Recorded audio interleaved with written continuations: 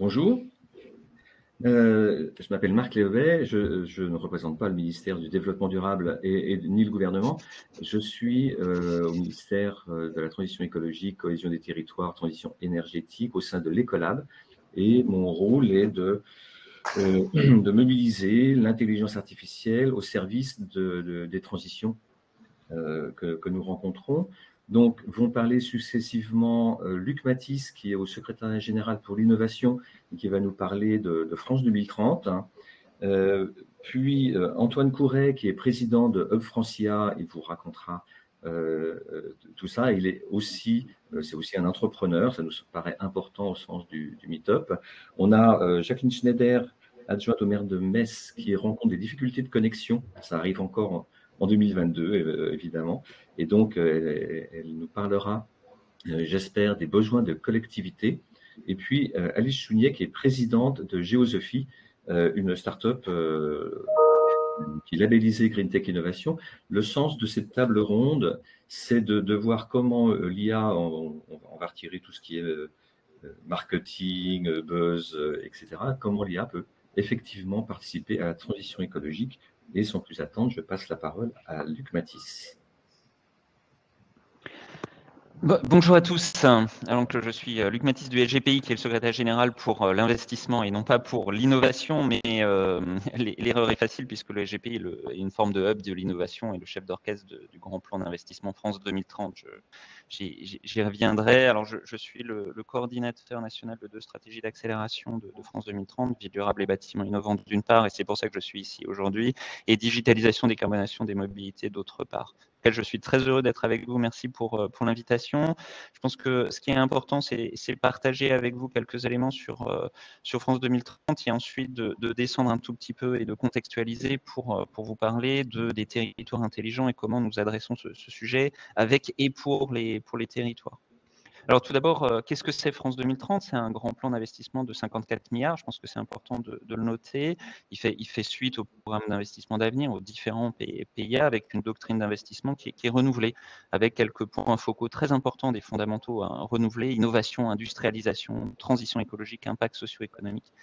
50% des crédits sont fléchés décarbonation. Je pense que c'est important de signaler. Aucun projet ne devra être défavorable à l'environnement et 50% des crédits sont fléchés acteurs émergents. Et je pense que ça prend tout son sens aujourd'hui au meet-up de la Green Tech verte, avec une volonté farouche de transformation. On prépare la France de demain. On investit dans le secteur clé aujourd'hui pour demain, avec une volonté d'accompagner la prise de risque des acteurs. Et on recherche, je le répète, je le répète inlassablement, mais on recherche l'impact socio-économique avec une approche collective. C'est penser et déployer avec les différents ministères, les collectivités, les territoires, les entreprises, les acteurs de la recherche, parce que les territoires sont importants pour France 2030, donc c'est aussi pour ça que j'interviens aujourd'hui. Les territoires sont à la fois des écosystèmes d'innovation, des viviers d'offreurs de solutions. Les collectivités sont des acteurs importants de l'innovation, et je pense que la représentante de Metz, si elle nous rejoint, ce que j'espère, pourra compléter sur ce point en tant que prescripteur, maître d'ouvrage, financeur, prescripteur, catalyseur, espace de vie au quotidien aussi, espace de vivre ensemble. Et puis les territoires sont aussi des espaces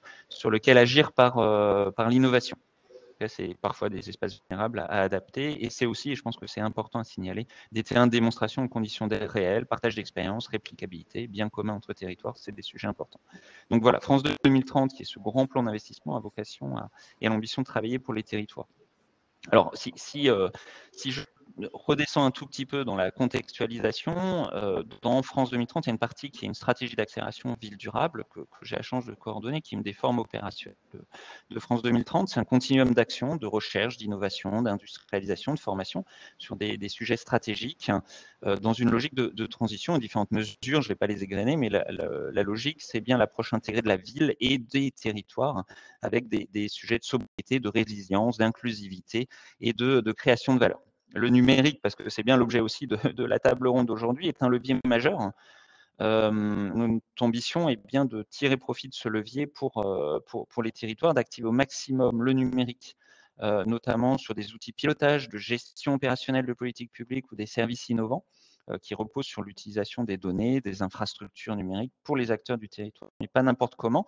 Et je pense que c'est des éléments qui sont importants de partager aujourd'hui. C'est l'objectif tout d'abord global, c'est d'enclencher une dynamique au niveau national, d'accélérer le passage à l'échelle, de faire émerger des modèles de déploiement, de sortir des preuves de concept incessantes, et bien l'objectif, c'est de faire masse. Alors, dans la stratégie d'accélération, on a aussi quelques éléments liés à la recherche. On travaille sur des phases amont, ça peut être important de le signaler pour qu'on soit des outils de modélisation avec les outils numériques, de simulation, de gouvernance pour l'usage des collectivités, et ça permettra de représenter le fonctionnement des territoires, des villes, et d'outils d'aide et de fournir des aides à la décision pour les collectivités territoriales.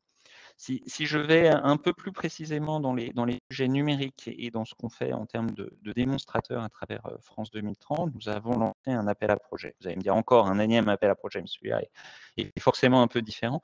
L'appel à projet Territoire intelligent et durable, qui a vocation à répondre à des besoins de collectivités, vocation aussi à être aligné à la stratégie territoriale et qui vise à financer, à cofinancer des projets qui mettent en œuvre des moyens techniques proportionnés et économiquement pérennes et réplicables.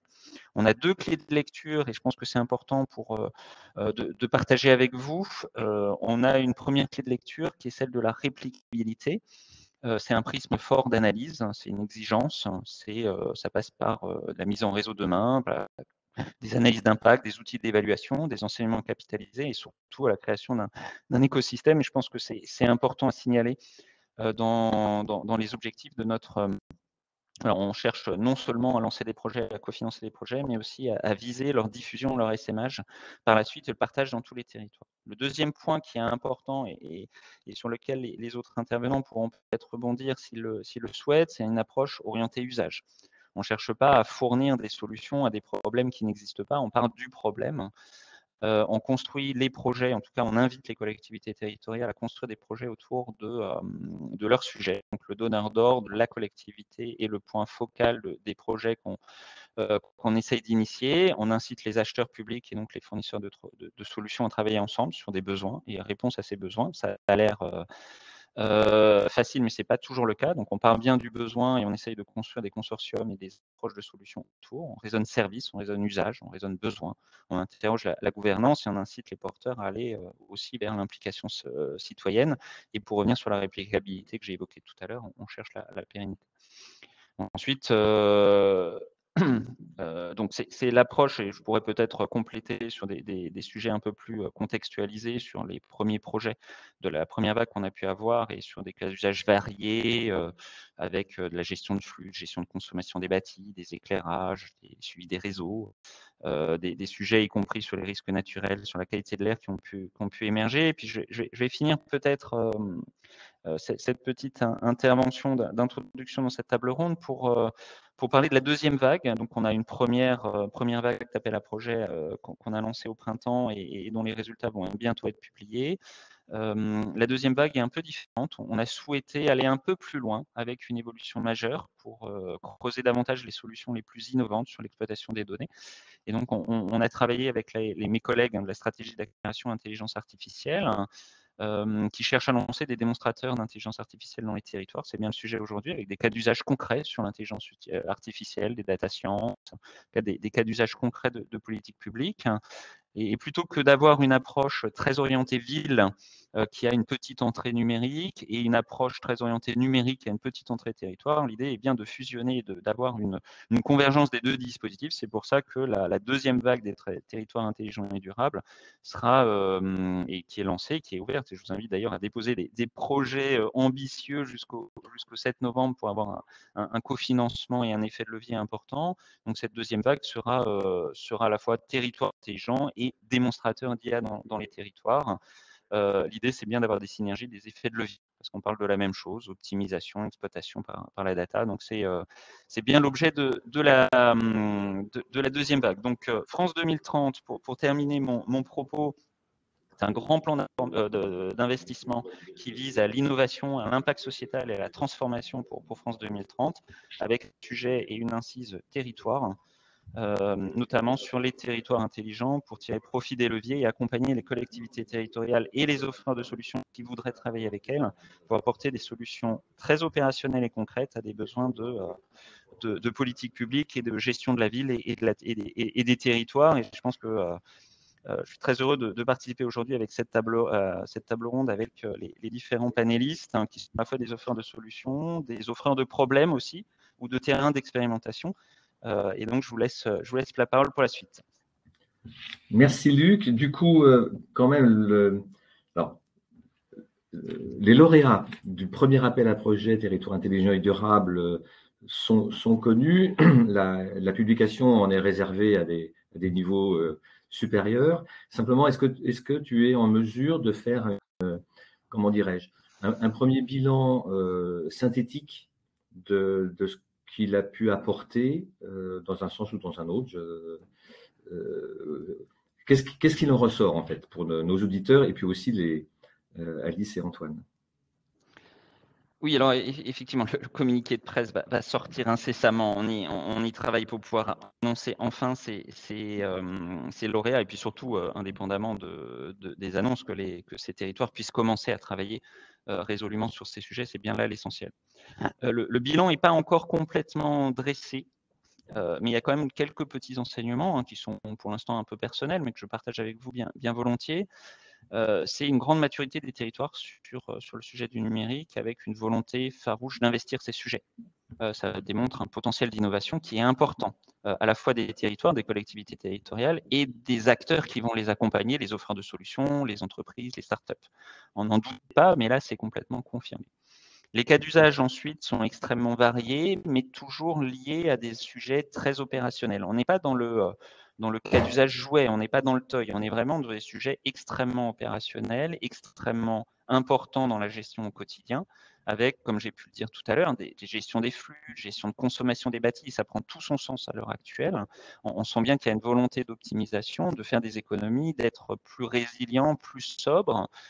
Et on va sur des sujets qui sont peut-être un peu plus étonnants, mais qui sont d'autant plus importants, et notamment la gestion des risques naturels. Il y a des approches qui sont parfois très originales, mais toujours très opérationnelles. Donc je reviens sur ce gros potentiel d'innovation, et puis aussi une volonté de capitaliser sur les infrastructures existantes. On a aussi une approche de sobriété qui se dégage. Les acteurs qui ont déposé ne cherchent pas à déployer des nouvelles infrastructures de manière massive, mais bien d'utiliser au maximum les infrastructures existantes. Et ensuite, il y a un vrai travail de réplicabilité, de travail sur les modèles économiques pour rendre complètement soutenables ces sujets. Donc, c'est très bien. Alors, forcément, c'est très hétérogène dans la relève, mais pour autant, c'est un vrai sujet. Ensuite, j'aurais aussi tendance à dire, même si ce n'est pas tout à fait le sujet aujourd'hui, qu'il y a une très bonne appropriation des sujets d'interopérabilité, d'ouverture. Ce sont des concepts qu'il faut accompagner et marteler sans cesse, mais c'est voilà. En tout cas, j'aurais tendance à dire que il y a une forte maturité. Et puis je vais finir peut-être ce petit bilan en disant qu'on a aussi des projets risqués. C'est-à-dire c'est risqué sur le plan de la technique, c'est risqué sur le plan de la réplicabilité, c'est risqué sur le plan de la soutenabilité économique, mais c'est aussi pour ça qu'on intervient justement. C'est pour rendre ces projets un peu plus… c'est pour participer au dérisquage, les rendre possibles. Et donc, c'est bien l'objet du cofinancement et c'est notre ADN, d'une certaine manière, au HGPI, c'est bien d'accompagner cette prise de risque pour que derrière, on ait des projets ambitieux qui se développent. Tous n'iront pas au bout, mais l'objectif, c'est quand même d'avoir un grand nombre de projets, des gros succès qui pourront bénéficier à la collectivité territoriale financée et demain à toutes les autres. Merci Luc. Antoine, donc vous avez entendu Luc. Pour présenter les choses, le Francia pour nous est un partenaire dont on espère qu'on va pouvoir se rapprocher encore davantage. Antoine, vous avez la parole. Le micro, Antoine, le micro. Marc, merci beaucoup de l'introduction. Merci à tous pour nous avoir proposé d'intervenir aujourd'hui dans le Meetup Green Tech. Donc très clairement, le sujet green et environnement est un sujet important pour le Hub Francia. Le Hub Francia, pour ceux qui ne connaissent pas, c'est une association qui a été créée privée, qui a été créée maintenant il y a 5 ans, qui rassemble à peu près 120 membres à la fois avec des grands groupes, avec des académiques, avec des collectivités et qui travaille notamment, donc qui est très orienté sur la partie intelligence artificielle pratique, opérationnelle, appliquée. Voilà, comment ça fonctionne? Ça fonctionne avec des groupes de travail dans différentes thématiques, RH, banque, construction, etc. Et notamment avec une forte thématique sur l'environnement. Par ailleurs, on est également très actif dans la stratégie nationale en IA. On a participé au rapport Villani. On travaille avec les institutions, dont le SGPI, mais également la DGE, la PPI, pour justement structurer soit les appels à projets en amont, mais également des réponses en aval, puisqu'on a une certaine disons, compétence, connaissance à mixer des sujets qui sont souvent complexes, à la fois sur la partie expression du cas d'usage, rassemblement, partage de données, j'y reviendrai également, et également accessibilité simple à une infrastructure technique plutôt de confiance en Europe, sur lequel je reviendrai aussi, puisque maintenant on commence à avoir des acteurs qui proposent des solutions et on peut maintenant développer des projets plus rapidement avec un coût infrastructure IA plus réduit et dans des environnements européens. Voilà, sur dans ce cadre-là, le Hub a notamment porté un certain nombre de plateformes de données filières, dont certaines ont un impact dans l'environnement, et ce sera l'objet de mon deuxième point. Le Hub également fédère dans le groupe de travail environnement plusieurs initiatives. Aujourd'hui, on est à peu près à 40 expérimentations réalisées et réussies avec un impact sur la partie environnementale, avec différents types de sociétés, pas forcément que des grands groupes. Il y a beaucoup de projets qui peuvent être aussi portés soit avec des ETI, soit avec des collectivités territoriales. Je donne un exemple très concret. Voilà, un fournisseur, un transporteur, donc quelqu'un qui a des camions, qui souhaite optimiser sa consommation énergétique. Il y a un certain nombre d'algorithmes qui peuvent, à partir des données du camion, des données de type, disons, technique du camion, mais également les types de tournées, les types de trajets, avoir des gains énergétiques en réduction de la consommation carburant. Puis vous verrez après, on a des projets plus larges encore qui vont fédérer toute la filière pour avoir des impacts au niveau de la filière. Voilà, donc le Hub France IA, c'est ça, un acteur au cœur de l'écosystème IA qui fédère l'écosystème, qui anime l'écosystème et avec une partie environnement qui est assez forte. Si je vais sur le type de projet qu'on a pu supporter, faire émerger, puis il y en a d'autres qui sont en train d'émerger également. Je ne vais pas parler des 40 projets dans le groupe de travail environnement, qui sont souvent des projets bilatéraux avec un consommateur de solutions et puis un offreur de solutions de l'autre côté.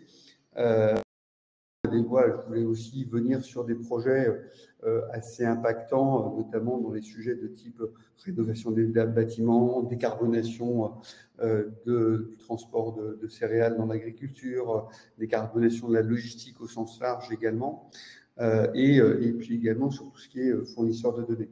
Aujourd'hui, très clairement, pour aller dans les réponses aux appels à projets territoire durable avec intelligence artificielle dont parlait Luc tout à l'heure, évidemment, il y a des enjeux.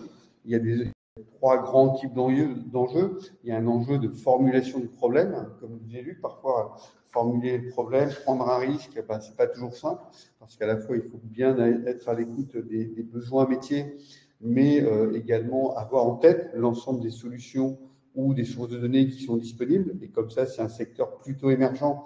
C'est pas forcément facile de savoir ce qui est disponible en profitant de ce qui a déjà été développé, y compris par les programmes d'investissement de l'État dans le PIA 3 ou maintenant dans le PIA 4. Puisque maintenant, il y a de plus en plus de sources de données, d'algorithmes, de modèles qui peuvent être disponibles sur étagère et donc qui font gagner du temps. Et donc voilà, le premier sujet, c'est de bien définir le use case en commençant à en avoir un état des lieux, un état de l'art, des solutions, des sources de données disponibles. Parce que ça, c'est nouveau. Faut l'avoir en tête. Le fait d'avoir des sources de données structurées, c'est nouveau. Et donc, faut pouvoir faire cet état des lieux-là pour pouvoir en profiter. On a un exemple très concret dans le monde de l'agriculture. Voilà, il y a un data space piloté par Aloknes sur les images satellites. C'est des données qui sont particulièrement intéressantes pour potentiellement réduire les intrants dans le monde de l'agriculture. Alors, on peut accéder aux données uniquement au niveau satellite, donc après il y a du travail dessus, mais vous pouvez également accéder via le Ag Data Hub à des données déjà pré-traitées pour vos parcelles, vos cadastres, et réduire les intrants, avoir avec différents types de visualisation, suivant qu'on veut voir l'hygrométrie, le taux de diffusion des engrais, etc. Voilà, donc ces données-là sont accessibles et peuvent être intéressantes dans pas mal de projets de territoires intelligents avec des impacts sur l'environnement.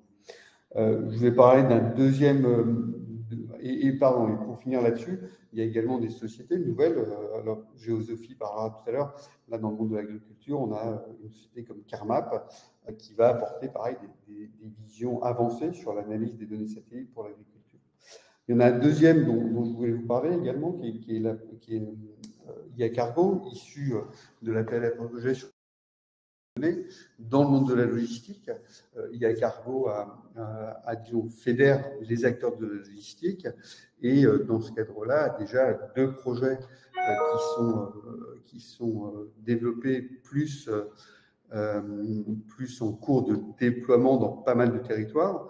Un premier projet qui s'appelle e-climatique, justement sur la qualification et la mesure des émissions de gaz à effet de serre sur toute la filière logistique, donc en cours de déploiement chez plusieurs industriels, comme des gens comme Nespresso, Michelin, Gefco, et donc qui permet d'avoir une visibilité directe sur sa chaîne logistique, qui n'est pas toujours simple, puisque vous savez que la chaîne logistique est assez fragmentée, donc avoir une vision de l'impact environnemental déjà est quelque chose de complexe, et aura dans sa roadmap des nouveaux outils, notamment pour optimiser ça, à la fois en termes de création de nouveaux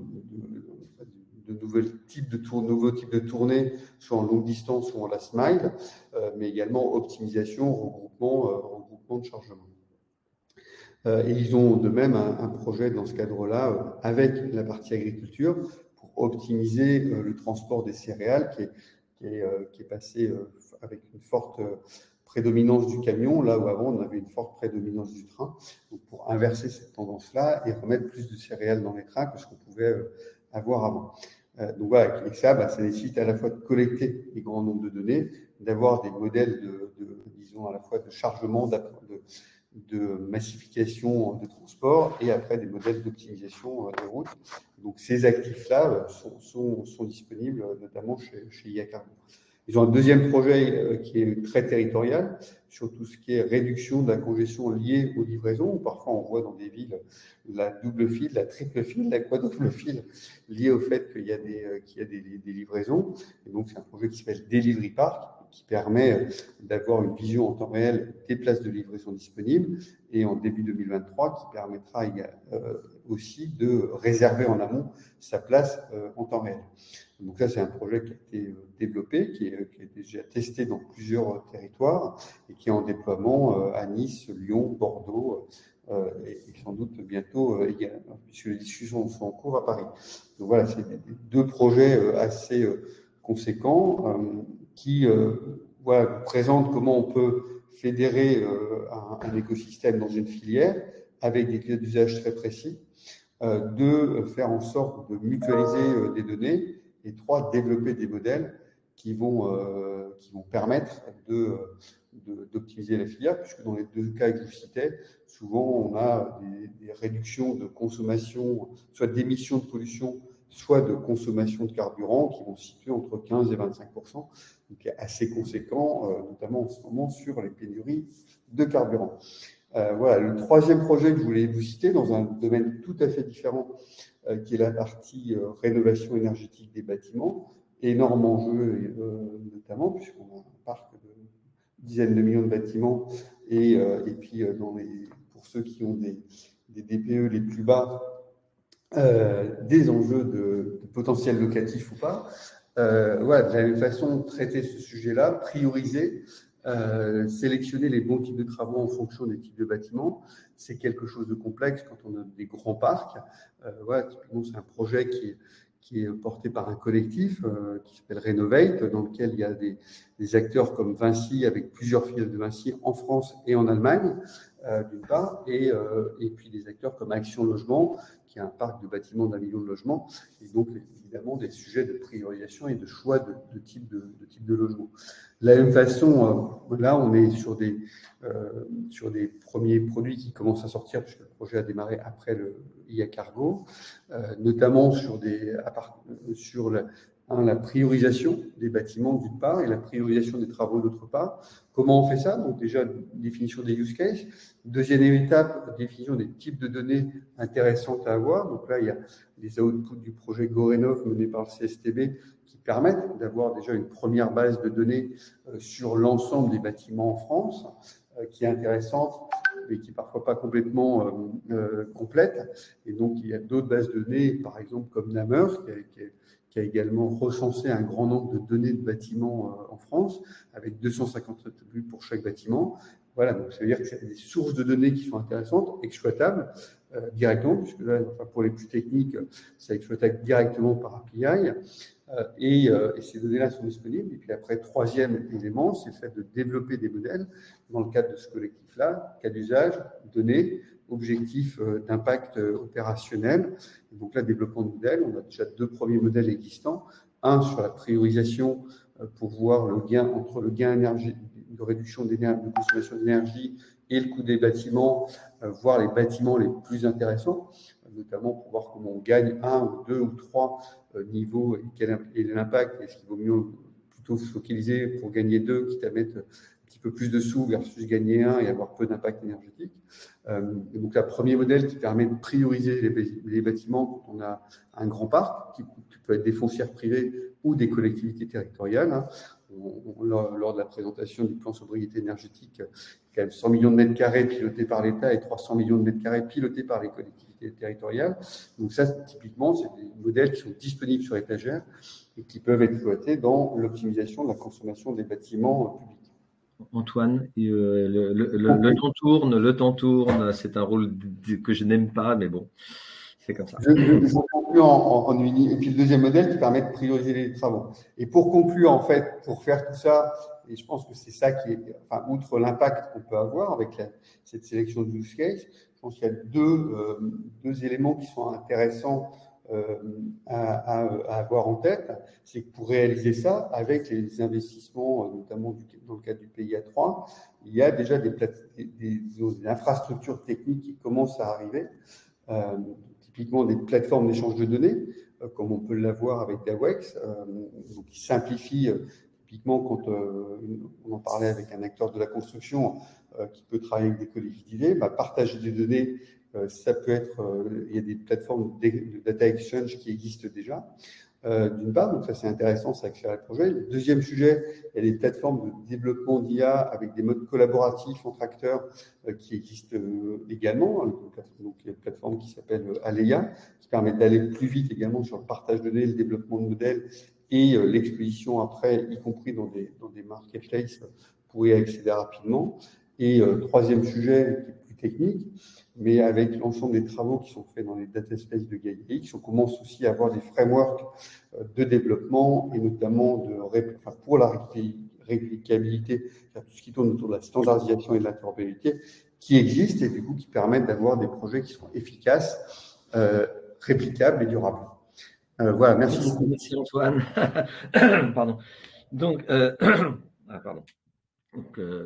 Alice Chounier est l'intervenante suivante. Donc, on tient absolument dans ces tables rondes à avoir, puisque en plus c'est le Meetup Green Tech, à avoir les différents niveaux, l'État, le monde, l'univers, avec le service du Premier ministre.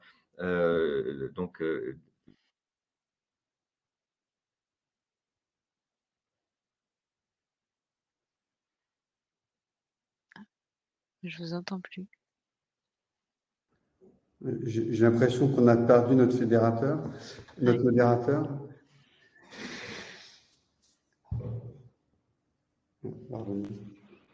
Bon, Alice, je vous propose d'enchaîner. C'est ce que j'allais faire. Donc, bonjour à tous. Dans les données disponibles notamment, effectivement, après, les acteurs typiquement comme Géosophie apportent des sources de données intéressantes dans les sujets d'énergie. Merci. Donc oui, moi je suis Alice Chunier, donc CEO de Geosophie. Alors là, on parle de transition écologique. La transition écologique, je l'ai vécue à titre personnel puisque j'ai démarré ma carrière dans le pétrole. J'ai démarré chez Schlumberger, une entreprise de services pétroliers. Je suis physicienne de formation et mon premier travail, avant de rentrer en centre de R&D, c'était d'être sur des plateformes C'est pour, terrible, juste au forer. moment où j'allais vous introduire, oui, tout à fait. Ah bah, excusez-moi, du coup, je me suis introduite toute seule, Bon, enfin allez. avec, l'aide d'Antoine et Luc, j'étais partie, mais je continue. Donc je parlais de mon passé, donc sur des plateformes, et qui s'est, enfin, dans la suite de ma carrière, je suis rentrée en R&D. Il se trouve qu'à un moment, j'ai eu 40 ans et je me suis dit: «Mais ce sous-sol, est-ce qu'on pourrait pas en faire quelque chose de plus durable?» Et c'est comme ça qu'est née Géosophie. Géosophie, ça veut dire, la sagesse de la terre, et ce qu'on cherche à faire, c'est se chauffer autrement qu'en brûlant de gaz, c'est se rafraîchir autrement qu'avec des clims classiques qui recrachent leur air chaud dans les villes, et c'est d'aller chercher, alors c'est assez drôle d'en parler aujourd'hui dans ce contexte d'intelligence artificielle, mais quelque chose qu'on sait d'instinct, une vraie low-tech, qui est la fraîcheur du sol et sa chaleur. Alors si on était des animaux, on ferait des terriers, on vivrait sous la terre parce qu'on sait tous d'instinct que le sol a cette propriété justement d'inertie. L'autre image que je prends régulièrement pour ceux qui préfèrent une image, plus joyeuse, pourquoi est-ce qu'on met le bon vin dans des caves? C'est exactement pour cette même raison. C'est parce que le sous-sol a cette, fraîcheur l'été et cette chaleur l'hi donc nous, on va pas aller vivre dans des caves. La technologie dont on parle, ça consiste à faire circuler de l'eau dans le sol, à des assez variables, hein. Pour une maison individuelle, on parle de 5 mètres. Pour un gros bâtiment, ça peut aller jusqu'à 200 mètres de profondeur. Et en faisant circuler cette eau, on va chercher la fraîcheur et la chaleur. Donc là, pareil, hein, c'est vraiment de la low-tech, ça existe depuis 40 ans. Il y a des pays comme la Suède qui, dès les années 70, se sont équipés massivement. Aujourd'hui, c'est le quart de leurs bâtiments qui sont équipés. En France, l'ADEME et le BRGM estiment que ça pourrait couvrir la moitié des besoins de chauffage et de rafraîchissement. Donc tout ça est très tentant, surtout en ce moment, étant donné le contexte. Mais ce qu'on a identifié, au sein de Géosophie, c'est qu'aujourd'hui, il y avait très peu d'experts, et que justement, c'était potentiellement quelque chose qu'on pouvait apporter via, des applications numériques. C'est, déployer massivement l'expertise pour permettre à un propriétaire non sachant de savoir si, cette technologie pourrait être applicable à son bâtiment, combien ça lui coûterait, est-ce que ce serait intéressant d'un point de vue environnemental, voilà. Donc ça, c'est vraiment la raison d'être de Géosophie, donc sur des outils d'accompagnement. Pour pouvoir faire ces outils-là qui fonctionnent très simplement à partir d'une simple adresse, il a fallu évidemment travailler et faire un certain nombre de travaux de R&D. Donc, je fais le lien tout de suite avec Luc, et d'ailleurs je remercie France 2030 puisque nous sommes lauréats du, concours Innov, qui vient après d'autres financements de recherche, qu'on avait eu, aussi, avec un certain nombre de partenaires académiques, dont le BRGM qui nous fournit les données, le Bureau des ressources géologiques et minières, en fait, qui a fait un travail depuis le 19e siècle de collecte de toutes les données, souterraines à chaque fois qu'il y a un forage. L'IFPEN, l'Institut français du pétrole énergie nouvelle, qui nous a accompagnés dans nos travaux de modélisation. Alors je vais pas tous les citer, il y a l'ENSAM, on a travaillé avec la Sorbonne, on a travaillé avec l'ENSAE, on a travaillé avec l'université Dauphine et l'IGN, parce qu'en fait, là, on parlait du sous-sol, mais en fait, c'est vraiment un problème. Enfin, notre approche est complètement systémique parce que, un bâtiment qui a besoin de se va interagir fortement avec le sous-sol. En fait, en hiver, il va prendre des calories au sol, et en été, il va avoir tendance à les remettre s'il se rafraîchit, et donc c'est bien l'ensemble bâtiment et sous-sol qu'il s'agit de modéliser. C'est pour ça qu'on a travaillé aussi avec l'IGN, et là, ce que vous disiez sur, pour, l'exploitation, enfin, comment vous appelez ça? Renovate de France IA, ça me paraît très intéressant. En fait, je pense qu'il y a énormément de synergies à creuser. Je suis ravie de faire votre connaissance aujourd'hui pour voir justement comment est-ce qu'on peut encore rassembler d'autres données. Soit dit en passant, j'en profite juste pour dire que, en général, je suis toujours un peu déçue par le manque de collaboration de façon générale et de visibilité qu'on a, parce qu'on est beaucoup à travailler, sur ces données qui sont, aujourd'hui devenues beaucoup en open source, et potentiellement la nécessité peut-être de faire un peu plus de liens, voilà.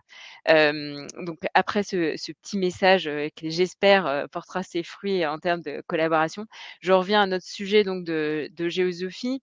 Aujourd'hui, on a principalement travaillé avec, des foncières, donc des propriétaires de grands patrimoines immobiliers, qui très vite en fait, avant même la crise énergétique qu'on est en train de vivre aujourd'hui, avaient en ligne de mire, la, restriction drastique, enfin la diminution drastique des consommations énergétiques des bâtiments et la diminution, des bilans carbone.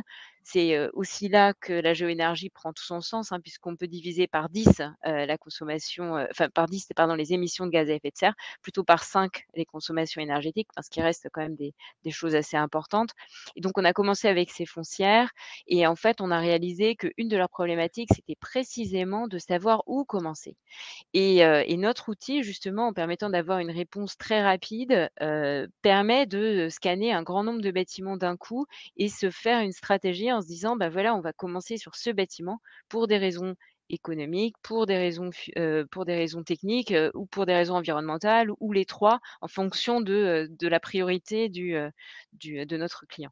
En fait, on a démarré donc avec cet outil qui est en ligne depuis, 2021, il y a une partie gratuite d'ailleurs ouverte à tous, donc tout le monde peut déjà tester son adresse pour vérifier s'il y a des risques géologiques. Ça, c'est la première chose, avant de parler de sous-sol et de trop rêver sur la possibilité d'exploiter son sous-sol, il s'agit déjà de savoir s'il y a des risques.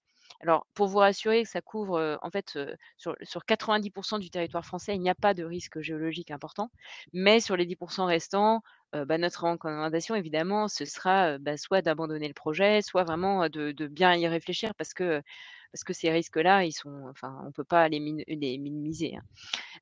Donc suite à cette étape-là, on fait une étape de, ce qu'on appelle scan opportunité qui, si elle est concluante, se conduit ensuite à faire des scans faisabilité et cetera, jusqu'à l'accompagnement de nos clients sur ces, technologies qui maîtrisent pas bien, à la fois pour la mise en œuvre, le choix des artisans et jusqu'à, la partie maintenance qui reste importante parce que, notamment sur certains de ces forages, c'est des choses assez techniques. Alors on ne parle pas des maisons particulières, mais pour les gros forages, voilà, ça commence à devenir assez technique.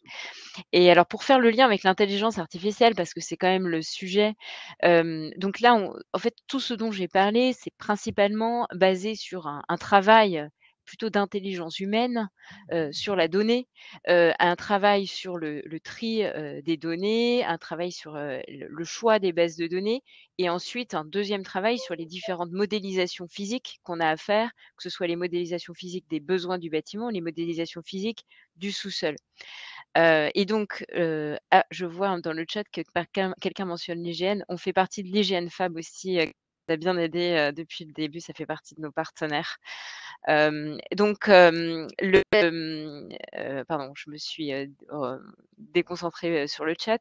Mais, donc, enfin voilà, à partir de ces données et de ces modèles, on donne un certain nombre de réponses. Mais tout ça n'est pas encore de l'intelligence artificielle, dans sa définition la plus noble, qui est donc en lien avec, le machine learning. Notre vision à nous, alors je l'ai dit, je suis physicienne, mon associé aussi, on est vraiment un ensemble de physiciens, donc à aimer les équations mathématiques, qui marchent depuis le 19e siècle et avec lesquelles on se sent, tranquillisé. En revanche, il y a aussi des moments où on a bien senti le besoin, d'aller vers des technologies, actuelles et en l'occurrence, je mentionnais la base de données du BRGM qui a, des données depuis le 19e siècle, bah, ne serait-ce que pour ingérer toutes ces données pour, pouvoir, les concaténer, on a fait appel effectivement à des technologies d'intelligence artificielle pour classer, récupérer justement plus d'informations. Donc, ma vision justement sur ce sujet-là, c'est vraiment que, bah, ce qu'on peut faire avec des modèles, mon point de vue, c'est vraiment faisons-le avec des modèles physiques, je veux dire et ce qu'on ne peut pas faire, enfin ce qui serait trop fastidieux, qui demanderait trop de temps, bah, allons chercher l'intelligence artificielle là où elle est utile. Donc je ne sais pas si ça suffit, comme présentation de Géosophie. Si vous avez des questions, en tout cas, enfin, voilà, je pense avoir fait une 1re, mise en perspective. merci beaucoup, Alice. Ce qui nous a intéressé dans votre façon de voir les choses, c'est justement que ça met en valeur la façon dont au ministère on voit l'intelligence artificielle. C'est-à-dire que c'est pas, on fait pas de l'IA parce que c'est à la mode. On a commencé maintenant en 2017. C'est simplement parce qu'on avait des difficultés en interne pour nos propres évaluations, mais aussi on voyait bien que ça pouvait être un levier. Et, typiquement le traitement du langage naturel comme celui que vous utilisez. Et on veut voir dans l'IA quelque chose qui répond à des questions qu'on ne sait pas répondre autrement. Et donc typiquement dans les appels à projets, dans nos différents financements, on se pose toujours la question de est-ce qu'on a besoin de l'IA ou est-ce que on pourrait faire aussi bien, voire peut-être mieux, avec des bonnes vieilles technos, avec des équations du 19e par exemple. Donc c'est ça qui nous intéressait beaucoup dans votre témoignage. Alors aujourd'hui on a fait une préparatoire, je dis ça aux auditeurs, on a convergé sur le fait que évidemment sur la question de l'énergie, on voit nos différents interlocuteurs, comment dirais-je, pris dans une difficulté à très court terme. En gros, cet hiver. Et puis, on sait tous qu'il y a des enjeux qui vont se déployer au-delà de 2030, pour faire un clin d'œil à Luc. Donc, la question que je vais vous poser à tous les trois, c'est comment vous voyez les choses à court terme? Qu'est-ce qu'il est possible de faire à court terme dans vos différentes fonctions? Et puis, comment vous voyez les choses à plus long terme? Disons, le long terme, c'est 5-10 ans. Luc? Alors, comme tu l'as dit, Marc, hein, dans France 2030, tout est dit dans le titre. Nous préparons la France de 2030. Pour autant, il ne faut pas opposer vision court terme et vision long terme. J'aurais tendance à dire qu'il faut mener les deux.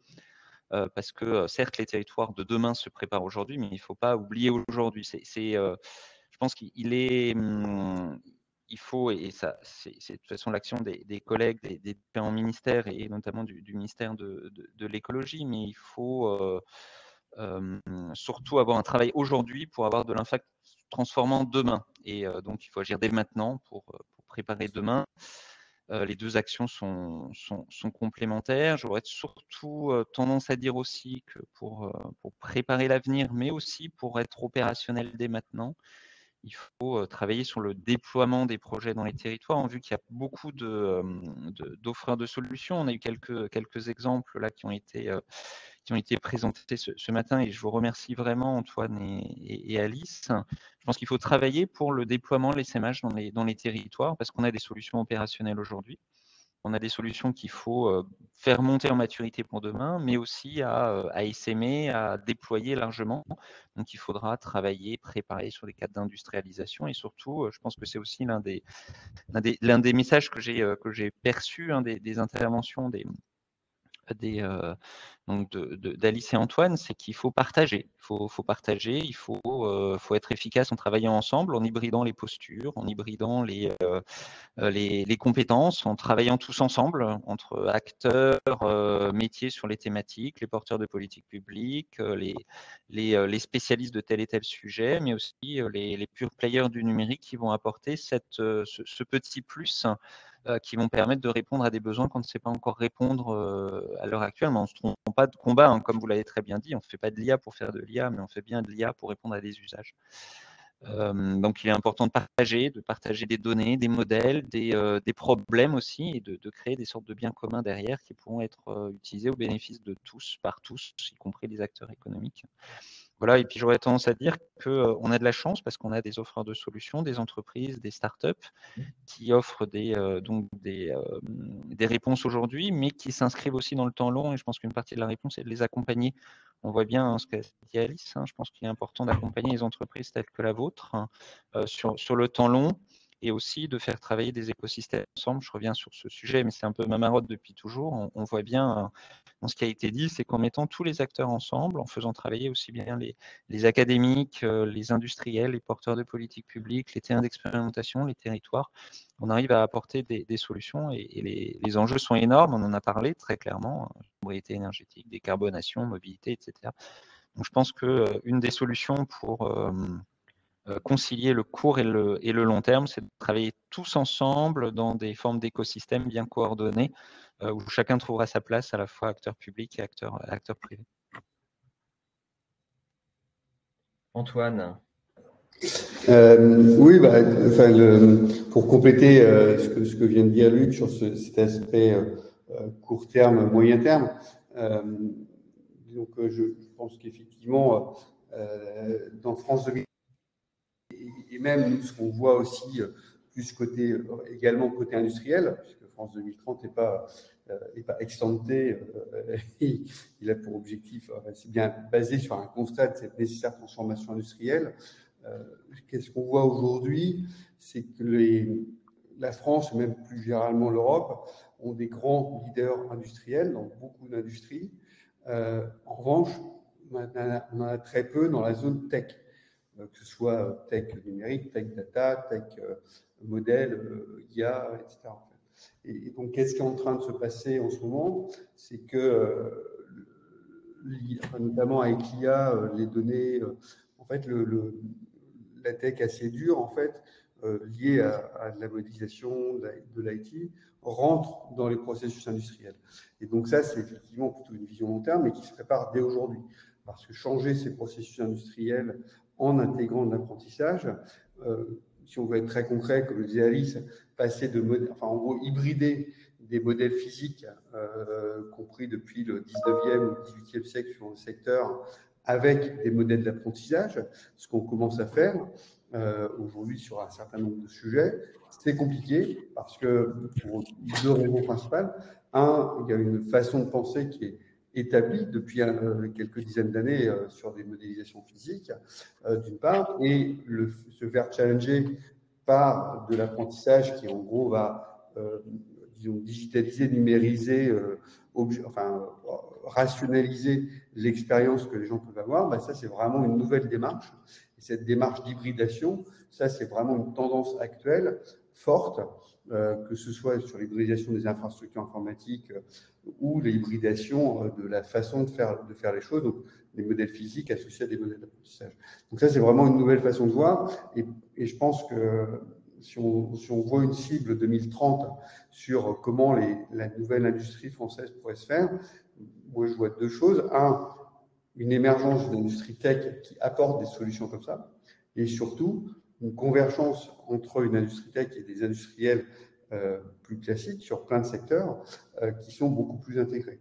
Donc effectivement, pour faire ça, et pour répondre à une partie des sujets, des questions qui peuvent être dans le chat, ça nécessite deux choses.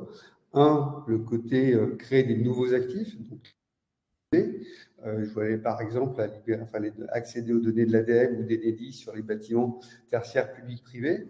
Effectivement, c'est un travail sur lequel on est en train de faire. Aujourd'hui, pour info, sur Enedis, il y a typiquement, vous allez sur agenceore.fr, vous avez déjà des données agrégées sur un certain nombre de secteurs industriels, de régions. En revanche, vous n'avez pas les données par bâtiment. Donc ça, c'est un vrai travail, mais qui pose plein de questions. Parce qu'accéder en format PI, comme c'est posé la question, à la consommation d'un bâtiment privé, c'est pas open bar. Parce qu'il y a des questions de RGPD, parce que donc il y a plein de questions en cours qui se posent, et donc il faut un certain environnement réglementaire, à la fois en termes de protection, mais également de régulation, c'est-à-dire comment j'y accède, quel droit d'y accéder, les conditions, les finalités d'usage, etc. Qui est un vrai débat actuellement dans le Data Act et l'IA Act. Donc voilà, le premier sujet, créer des nouveaux actifs avec des données et des modèles.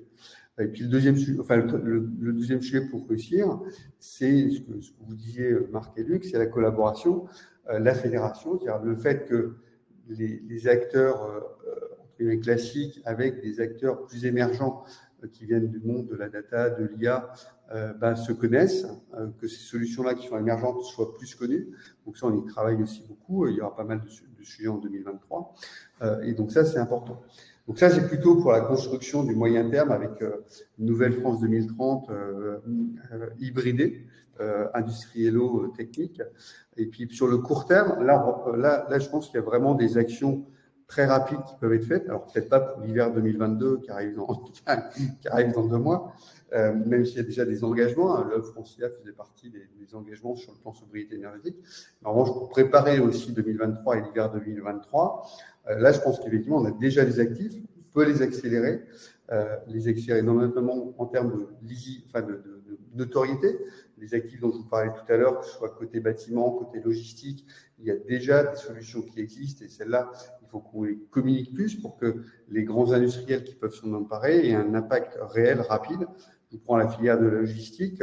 Aujourd'hui, si on déployait les outils d'optimisation, rien que le fait d'optimiser, même pas de faire des transferts route-rail, etc., mais juste optimiser la partie route, ça peut en avoir un impact carbone d'à peu près 5 milliards de tonnes, c'est à peu près entre 5 et 10% de l'impact français annuel. Donc, à court terme, on a déjà des solutions. Maintenant, il faut massifier l'utilisation de ces solutions. Enfin, il faut, les faire connaître et massifier l'usage des solutions pour avoir un impact qui peut être dès l'hiver 2023. Merci Antoine. Avant de passer la parole à Alice, une petite réponse sur les données de bâtiment. On est évidemment, nous à l'Ecolab, on est la cheville ouvrière, on va dire, de l'administration ministérielle des données, dont la politique sert à ouvrir les données. Pardon. Et en particulier, l'Ecolab est en train d'essayer de monter un consortium avec Enedis, l'ADEME, Réseau de transport d'énergie, et donc le ministère, de façon à pouvoir accéder plus facilement aux données Linky des acteurs publics, aux données Linky des acteurs privés du tertiaire dans un certain nombre de conditions, évidemment pour respecter les données personnelles. Donc on est en train d'y travailler et il y a une stratégie d'accélération de France 2030 sur les réseaux d'énergie dans lequel il y aura un volet sur les données de l'énergie. Donc voilà, le ministère y travaille. Il y a 2-3 complications structurelles. La donnée, vous le savez tous, c'est quelque chose dont on a parfois du mal à se défaire pour le mettre en public, mais la tendance nationale au niveau de la France entière est quand même d'aller vers ces ouvertures. Donc pour Francesco Amari, on est assez confiant pour qu'on y arrive à un moment ou à un autre, et le plus vite sera le mieux. Alice, long terme, court terme ou court terme, long terme? Oui, alors merci. On va commencer par le très court terme. En fait, le très court terme, je pense que la filière de la géoénergie a besoin de notoriété. Aujourd'hui, je suis quasi sûre que, si j'avais posé la question à tous les intervenants aujourd'hui: «Qu'est-ce que vous connaissez comme énergie renouvelable?» Ils m'auraient cité des énergies renouvelables électriques. Ils ne m'auraient pas parlé d'énergie renouvelable thermique. Et en fait, les énergies renouvelables thermiques n'ont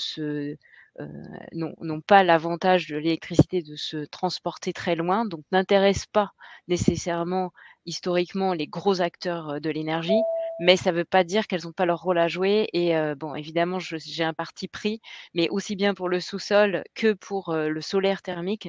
Vraiment, mon message, ce serait déjà en termes de notoriété à court terme, puisque là, on est dans un contexte qui a, étant donné les problématiques liées au gaz, qui donne envie de réfléchir à notre chauffage et à notre rafraîchissement, c'est le moment d'en parler. Alors après, pour ce qui est de la mise en œuvre à court terme aussi, nous avons au sein de Géosophie, là, pour le coup, des outils effectivement opérationnels. On a assez peu travaillé avec des collectivités, je dois le dire. Le label Green Tech Innovation et l'accompagnement va sans doute m'aider, parce que c'est vrai que c'est un milieu qui est qui est peut-être un peu intimidant pour une start-up, étant donné parfois la complexité des appels d'offres et ce genre de choses. On a essayé de me rassurer pendant toute la journée hier, donc je pense que ça va être envisageable. Donc à court terme, en fait, c'est une stratégie qu'il faut faire. C'est-à-dire se dire, bah, je disais, hein, la géoénergie, on va pas le mettre sur tous les bâtiments, mais si on le met sur la moitié, c'est bien. Et identifier quels bâtiments sont vraiment les plus importants, les plus prioritaires, ça, c'est quelque chose à faire à court terme. Très court terme, je dirais. Le court terme, visiblement, on a le droit d'aller jusqu'à l'hiver prochain. Si on s'autorise d'aller jusqu'à l'hiver 2024 et même 2025, on va pouvoir commencer à mettre en œuvre des projets aussi. Si c'est pour dans 2 mois, c'est très compliqué. Là, c'est aussi quelque chose que je dis, voilà, c'est pas possible. En fait, on peut pas s'équiper d'un coup, aller forer d'un coup. Il n'y a pas de magie. Il y a des travaux à faire, alors qui peuvent durer de 2 jours pour une maison individuelle jusqu'à 3 mois pour un très gros bâtiment. C'est pas des durées non plus excessives, mais il faut prendre en compte le temps d'attente des foreurs parce qu'en ce moment, effectivement, beaucoup de gens ont cette volonté-là.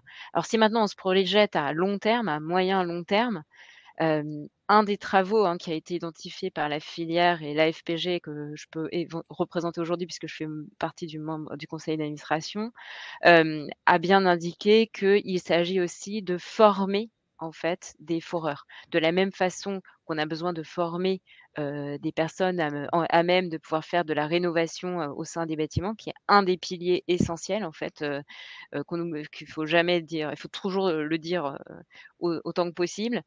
Le forage, c'est quelque chose de technique, qui est à la portée, enfin à la portée de beaucoup de Français, il y a pas de raison, puisque dans certains pays, ça s'est déjà massifié. Mais on a assez peu de filières, donc en fait, un travail sur les formations. Alors là, je parle vraiment des formations de forage, mais ça va jusqu'à des formations d'ingénieurs, hein. Pour être honnête, je sais pas, on n'a pas parlé de ce sujet-là, mais avec, Antoine Couret, j'imagine que tout le monde est dans le même cas. C'est toujours difficile aussi de recruter des ingénieurs. Donc toute la filière, un travail de formation et je dirais que c'est ça, les actions à mener, à moyen et long terme. Voilà. Merci. Il y a une question dans le chat, Luc, hein, qui s'adresse à toi. Est-ce qu'il y aura un nouvel appel à projet territoire intelligent et durable? Alors, il y a déjà une deuxième vague qui est prévue et on attend des projets pour le 7 novembre. Donc, c'est la deuxième relève que j'ai évoquée tout à l'heure avec cette approche démonstrateur d'IA dans les territoires. Pour la suite, pour l'instant, rien n'est calé. Donc, tout est ouvert. Donc, je peux rien vous annoncer à ce stade-là. Je sais qu'il y aura d'autres vagues sur les démonstrateurs d'intelligence artificielle dans les territoires, peut-être orientés différemment. Je pense qu'il sera important, dans un premier temps, de faire le bilan à un moment donné des projets, des thématiques qui auront été adressées, des éventuels trous dans la raquette, hein, et ensuite, toujours au bénéfice des écosystèmes, des territoires et des entreprises, nous continuerons dans les meilleures modalités possibles, mais à ce stade, voilà, rien n'est inscrit, rien n'est écrit. Merci. Alors, ce que je peux dire sur la suite des appels à projets démonstrateurs d'IA dans les territoires, parce que j'y suis légèrement impliqué, c'est que il y aura en fait une réponse à la préoccupation d'Antoine de convergence entre la tech et le monde industriel, parce que la première vague qui se termine le 7 novembre, et nous sommes vraiment à votre service si vous avez besoin d'éléments, on est là pour ça, nous, à l'Ecolab. Et donc, dans la suite, nous aurons une mise en avant des entreprises comme chef de file, c'est-à-dire comme expression de besoin pour leurs implantations dans les territoires. Hein, on reste dans les territoires. Mais on a déjà eu des échanges avec Renault, par exemple. Une usine Renault dans un territoire, ça intéresse et ça concerne totalement les élus. Donc voilà, c'était sur l'économie d'énergie, ce qui n'est pas une surprise non plus. Donc voilà, on va essayer justement ça c'est une commande gouvernementale de toute façon, d'aider à conserver et à réindustrialiser la nation. Donc on veut vraiment que l'IA soit aussi plus facilement accessible par les entreprises, les grands groupes, et ça sera toujours, d'après notre tour de France des sujets, ça sera toujours avec des startups parce que cet agile-là, c'est les startups qui l'amènent tout simplement, ou les PME, sans être trop limitatif sur le type d'entreprise. Donc ça, c'est la réponse à la question des bâtiments. Et bien, il va être le temps de conclure. Merci beaucoup de votre présence, de vos interventions. Il m'appartient maintenant de clore cette session qui est enregistrée, qui sera rediffusée sur le site de la GreenTech Innovation. Et donc, la suite pour vous, auditeurs, si vous le souhaitez, c'est qu'il y a un pitch accélérateur d'innovation verte dans les territoires par Euratechnologies, qui fait partie du réseau national des incubateurs GreenTech. Et puis, après ce pitch-là, il y aura une table ronde sur les GreenTech au service de la responsabilité sociale et environnementale. Vous trouverez les éléments dans le programme du Meetup. Et j'en ai fini de cette session. Merci beaucoup de votre attention et à bientôt dans d'autres circonstances, sans doute, parce qu'on n'a pas fini de parler IA, transition écologique, transition énergétique dans les mois et années qui viennent.